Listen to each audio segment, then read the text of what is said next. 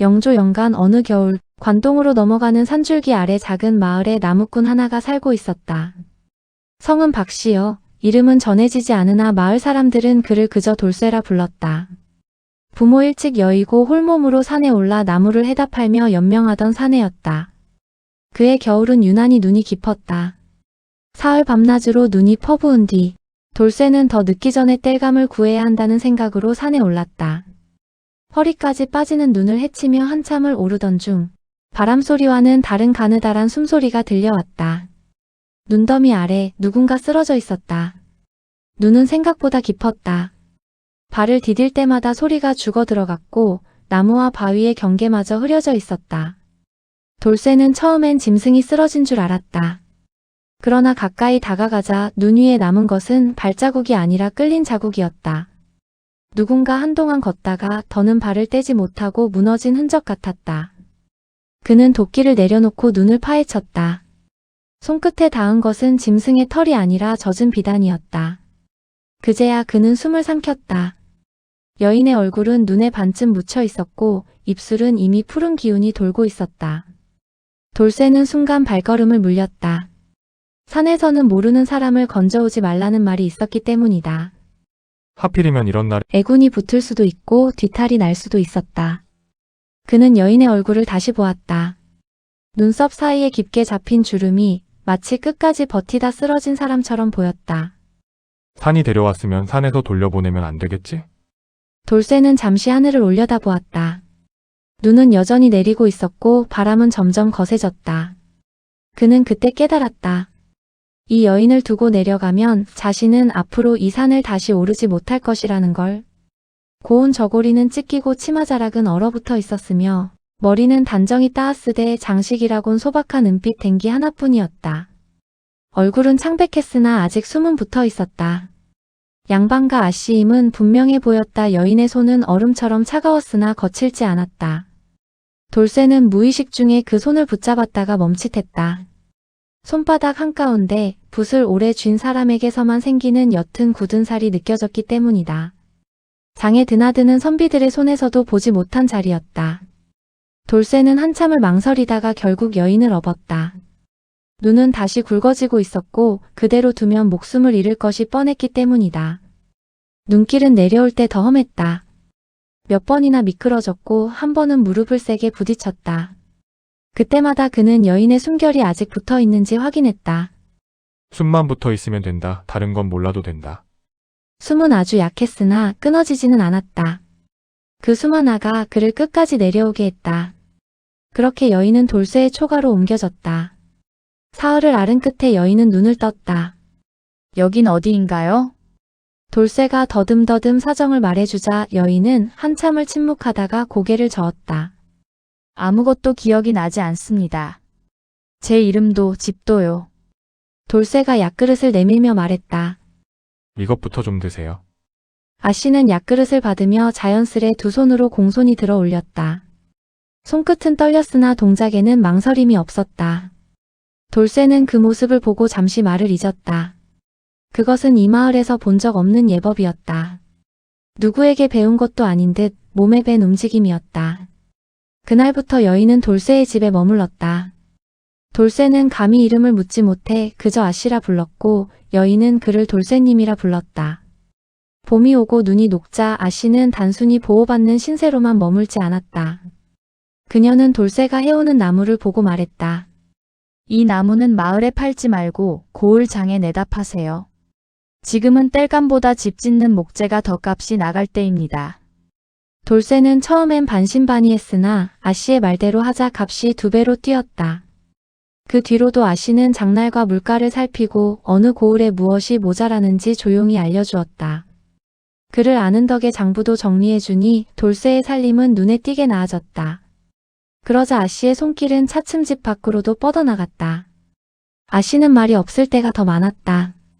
집안에 혼자 남아있을 때에도 그녀는 소리를 내지 않았다. 발걸음은 늘 같은 간격이었고 물을 길어 올릴 때에도 두레박이 우물벽에 부딪히지 않게 손목을 미세하게 조절했다. 누구에게 배운 것도 아닌 듯한 움직임이었으나 한 번도 서두르거나 흐트러진 적이 없었다. 밤이면 아씨는 장부를 덮은 뒤 곧장 잠자리에 들지 않았다. 등잔불 아래에서 빈 종이를 한 장 꺼내어 무엇인가를 적다가 멈추곤 했다. 붓끝이 종이에 닿았다 떨어지기를 몇 번 끝내 글자는 남지 않았다. 종이는 접혀 화로 옆에 놓였고 이튿날이면 재가 되거나 흔적 없이 사라졌다. 돌쇠는 그 종이에 무엇이 적혔는지 묻지 않았다. 아씨 역시 설명하지 않았다. 다만 장부의 이름을 적을 때마다 그녀는 마지막 획을 남겨둔 채 붓을 내려놓았다. 마치 어떤 글자는 적히는 순간 다시 눈 속으로 돌아가야 한다는 듯이. 그럼에도 아씨는 아침이 되면 늘 먼저 일어나 밥을 지었고 말없이 집안을 정돈했다. 기억이 없는 사람의 손놀림이라기보다는 기억을 꺼내지 않기로 한 사람의 태도에 가까웠다. 아씨는 장에 다녀오는 돌쇠에게 이웃들의 사정을 물었고 곡식이 남는 집과 모자라는 집을 가려냈다. 어느 해에는 콩값이 폭락할 것을 미리 내다보고 마을 사람들에게 말렸다가 겨울에 값이 오르자 함께 내다 팔게 하여 손해를 면하게 했다. 또 장부를 모르는 노인들에게는 빚과 곡식 거래를 대신 정리해 주어 터무니없는 이자를 물던 일도 사라졌다. 농사철이 되면 아씨는 날씨와 장날을 헤아려 파종 시기를 맞추게 했고 남정네들끼리 다툼이 생기면 조용히 불러 사정을 가려 화를 키우지 않게 했다. 말은 늘 낮았으나 그 판단은 한 번도 빗나간 적이 없었다. 사람들은 어느새 어려운 일이 생기면 돌쇠네 집을 찾았다. 나무꾼네 아씨 말 한번 들어보자. 그 말이 마을의 관용처럼 되었다. 아이들은 아씨를 보면 달려와 인사했고 노인들은 장독대에서 떼어낸 가장 좋은 장을 슬며시 놓고 갔다. 마을 어귀에 사는 최노인은 호랍이었다. 젊은 나이에 아내를 잃고 외아들마저 장정이 되자 군역으로 내보낸 뒤로는 논 두마지기를 혼자 부쳐 먹으며 살았다. 그를 몰라 장부는 늘 남의 손에 맡겼고 해마다 가을이면 빚이 조금씩 불어났다. 그는 그 빚이 어디서 시작되었는지도 몰랐고 언제 끝날 수 있는지도 알지 못했다. 어느 날 최노인은 돌쇠네 집 앞에서 한참을 서성이다가 마루 끝에 앉아있던 아씨를 보았다.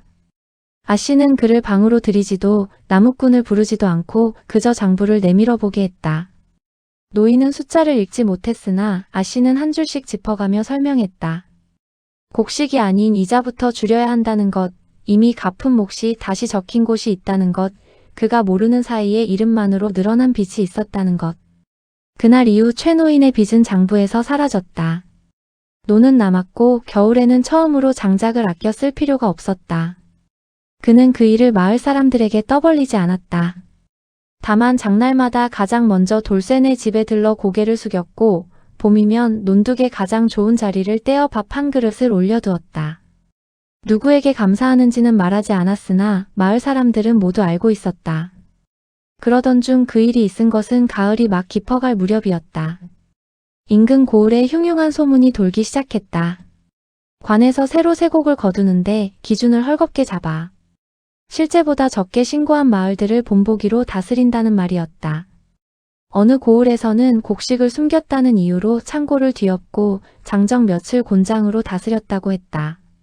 산골인 이 마을도 사정은 좋지 않았다. 여름 장마가 잦아 수확은 예년만 못했고 그나마 있는 곡식도 겨울을 넘기기 빠듯했다. 마을 이장은 사람들을 모아놓고 한숨을 쉬었다. 있는 대로 신고하면 겨울에 굶고 숨기자니 관에서 들이닥칠까 겁이로다. 그때 늘 뒤에 앉아있던 아씨가 처음으로 입을 열었다. 숨기지도 다 내지도 마십시오. 사람들의 시선이 한꺼번에 쏠렸다. 곡식이 아니라 기록을 바꾸셔야 합니다. 아씨는 조용히 설명했다. 세곡은 해마다 같은 기준으로 매겨지나 실제로는 토지의 등급과 수의 여부에 따라 감면 조항이 있습니다. 다만 그 조항은 글로만 남아있어 아는 사람이 없으면 그냥 넘기기 일쑤였습니다. 논 두마지기 이상이 침수된 집, 산비탈 반만 가진 집, 지난해 군역을 대신 낸 집 모두 감면 대상입니다. 마을의 절반이 넘습니다. 사람들은 반신반의했다. 그런 법조문이 있다는 말은 처음 듣는 것이었다. 아씨는 그날 밤 돌쇠와 함께 밤을 새워 장부를 다시 적었다. 수의 피해를 정확히 나누고 각 집의 사정을 빠짐없이 기록했다. 이튿날에는 이장에게 관청에 낼 진정문을 써주었다. 글은 공손했으나 요지는 분명했다. 며칠 뒤 정말로 관원이 들이닥쳤다. 마을 사람들은 숨을 죽였으나 아씨의 말대로 각 집의 곡식은 숨기지 않고 대신 장부와 문서를 내놓았다. 관원은 처음엔 트집을 잡으려 했으나 아씨는 법조문을 외우듯 말하지 않았다. 오히려 어디쯤에 어떤 말이 적혀 있는지를 짚어가며 설명했다. 조목조목 정리된 기록과 법조문을 보고는 말수가 줄었다. 기록된 내용에는 아씨가 미리 계산해둔 쇠곡의 양과 비교해보고 관에서 다시 재어보아도 한 톨 차이가 없었다. 이건 누가 정리한 것이냐? 이장이 머뭇거리자 아씨가 한 걸음 나섰다. 제가 썼습니다. 틀린 곳이 있다면 바로 잡겠습니다. 관원은 한참 그녀를 바라보다가 말했다. 법을 아는 사람이 이 산골에 있을 줄은 몰랐군. 그해 마을은 본보기로 찍히기는커녕 감면을 온전히 받아냈다. 다른 고을에서 곤장을 맞던 때에 이 마을 사람들은 겨울을 날 곡식을 지킬 수 있었다. 관원이 떠나기 전날 밤 뜻밖에도 돌쇠네 집에 사람이 찾아왔다. 낮에 마을을 둘러보던 그 하급 관원이었다. 말은 점잖았으나 눈빛은 낮 동안과 달랐다. 그는 집안을 한번 훑어보고는 일부러 아씨가 있는 쪽을 향해 말했다. 장부를 다시 한번 살펴보고 싶습니다. 돌쇠는 허둥지둥했으나 아씨는 태연히 장부를 내주었다. 관원은 불빛 아래에서 글씨를 한 줄 한 줄 훑었다. 붓끝은 흔들림이 없었고 문장은 관아에서 쓰는 체계와 다르지 않았다. 이 글은 사사로이 배운 글이 아니군요. 아씨는 아무 대답도 하지 않았다. 관원은 장부를 덮으며 웃듯이 말했다. 이런 필체는 보통 내외관 규방에서 익히기 어렵습니다. 서고에 드나들지 않으면 나올 수 없는 글이지요. 그 말에 돌쇠는 무슨 뜻인지 몰라 고개만 끄덕였으나 아씨는 잠시 눈을 내리깔았다. 관원은 더 묻지 않았다. 잠시 침묵이 흐른 뒤 그는 자리에서 일어나며 허리에 참패를 살짝 고쳐달았다. 패의 문양은 낮 동안 일부러 허리에 가려져 있던 것이었다. 중앙 관청의 문양이었다. 세상에는 그가 문간에서 말했다. 살아있기 위해 이름을 내려놓은 사람들이 있습니다. 그런 이들의 이름을 다시 부르는 것은 죄가 될 때도 있지요. 아씨는 그제야 고개를 들어 관원을 바라보았다. 관원은 미소를 지으며 덧붙였다. 오늘 본 장부는 훌륭했습니다. 다만 기록에는 남기지 않겠습니다. 관원이 말을 멈추자 아씨는 고개를 숙이지도 들지도 않았다. 그저 답해야 할 말과 말하지 않아야 할 말을 분명히 가르는 얼굴이었다. 그는 더 말하지 않고 돌아섰다. 눈길에는 이미 그의 발자국이 희미해지고 있었다. 그날 밤 관원은 술을 마시지 않았고 시도 한 수 적지 않았다. 다만 창밖에 내리는 눈을 한참 바라보다가 이렇게 중얼거렸다고 한다. 이름을 묻지 않았으니 끝까지 지켜야지. 그와 그 마을 사이에 오간 것은 문서도 은전도 인사도 아니었다. 오직 한 번의 눈길에서 시작된 판단과 그 판단을 끝까지 지킨 침묵뿐이었다. 다음 날 관청의 남은 기록에는 이렇게만 적혔다고 한다. 본 마을은 법조문의 밝은 자의 도움을 받아 쇠곡을 성실히 납부하였으므로 더 논할 바 없음. 그날 밤 관원은 관아의 작은 방에 홀로 앉아 있었다. 등잔불은 낮게 깔려 있었고 바람이 불 때마다 불꽃이 잠시 흔들렸다. 그는 낮에 들고 왔던 장부 묶음을 풀어 책상 위에 올려두었다. 마을 이름이 적힌 쪽에서 손이 잠시 멈췄다. 붓을 들어 한 줄을 더 적을 수 있었고 혹은 다른 표식을 남길 수도 있었다. 그러나 그는 끝내 아무것도 쓰지 않았다. 대신 종이 한 장을 떼어내 불 위에 올렸다. 글자가 타오르며 검게 말려 올라갔고 리라 적힌 두 글자는 가장 먼저 형체를 잃었다. 관원은 그것을 끝까지 지켜보았다. 재가 된 종이를 부채로 털어내며 그는 혼잣말처럼 낮게 말했다. 이건 기록이 아니라 흔적이었군. 그날 밤 태워진 것은 문서 한 장뿐이었으나 그 뒤로는 그 마을로 향하는 질문도 조사도 지시도 더 오르지 않았다. 관원은 장부를 다시 묶어 서가에 올려두었다. 가장 아래 칸 아무도 잘 들여다보지 않는 자리였다. 관원은 마을을 떠나며 몇 번이나 뒤를 돌아보았다. 산길은 이미 눈으로 덮여 있었고 낮에 남겼던 발자국은 반쯤 지워져 있었다. 그는 말 위에서 품속의 수첩을 꺼냈다가 다시 넣었다. 기록해야 할 일은 많았으나 기록하지 말아야 할 일도 분명히 있었다. 그 여인의 눈빛이 자꾸 떠올랐다. 사람을 마주하되 자신을 드러내지 않는 눈, 법을 말하되 권위를 앞세우지 않는 태도.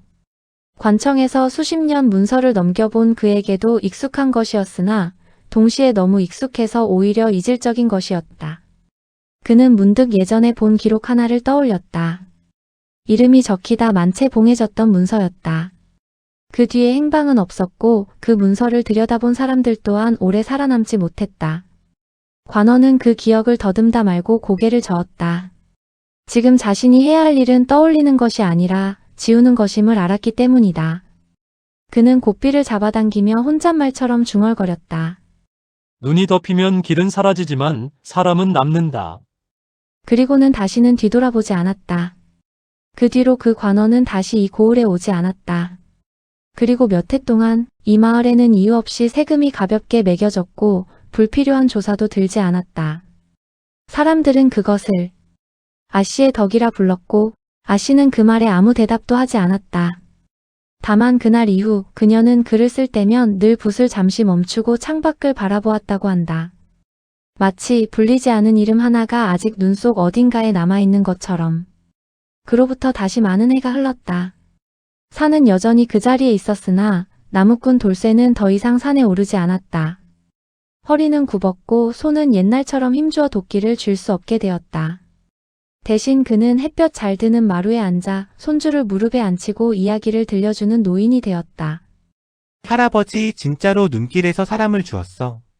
아이는 눈을 반짝이며 물었다. 돌쇠는 잠시 웃다가 고개를 끄덕였다. 주었다기보다는 그냥 두고 올 수가 없었지.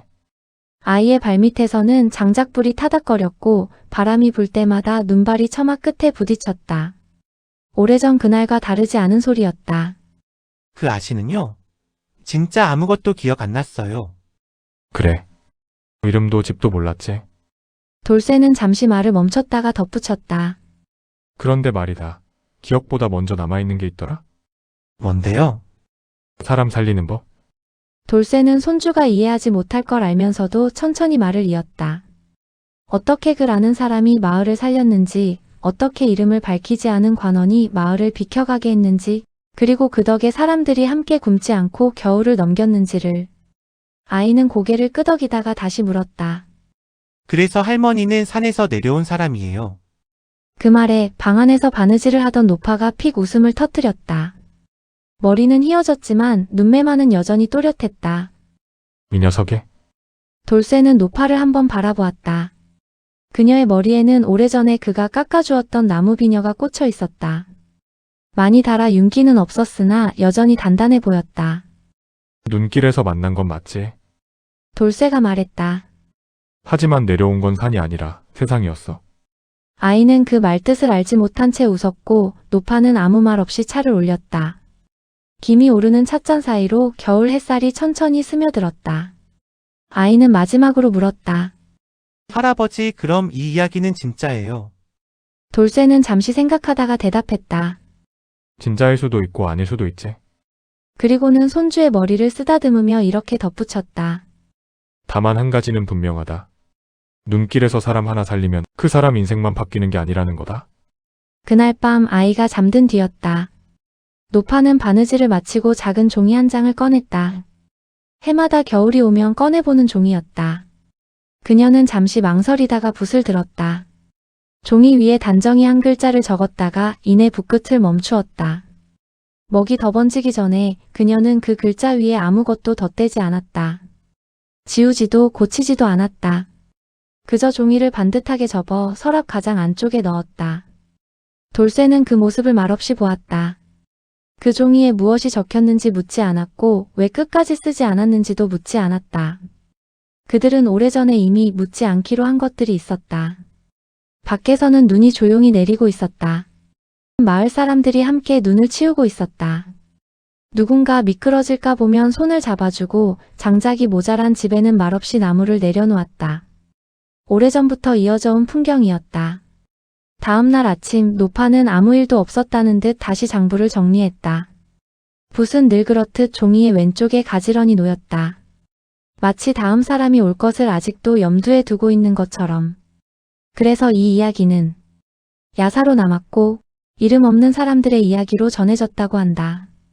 눈길에서 시작된 인연은 끝내 이름을 남기지 않았으나 사람 사는 법만은 오래도록 남았다고 한다.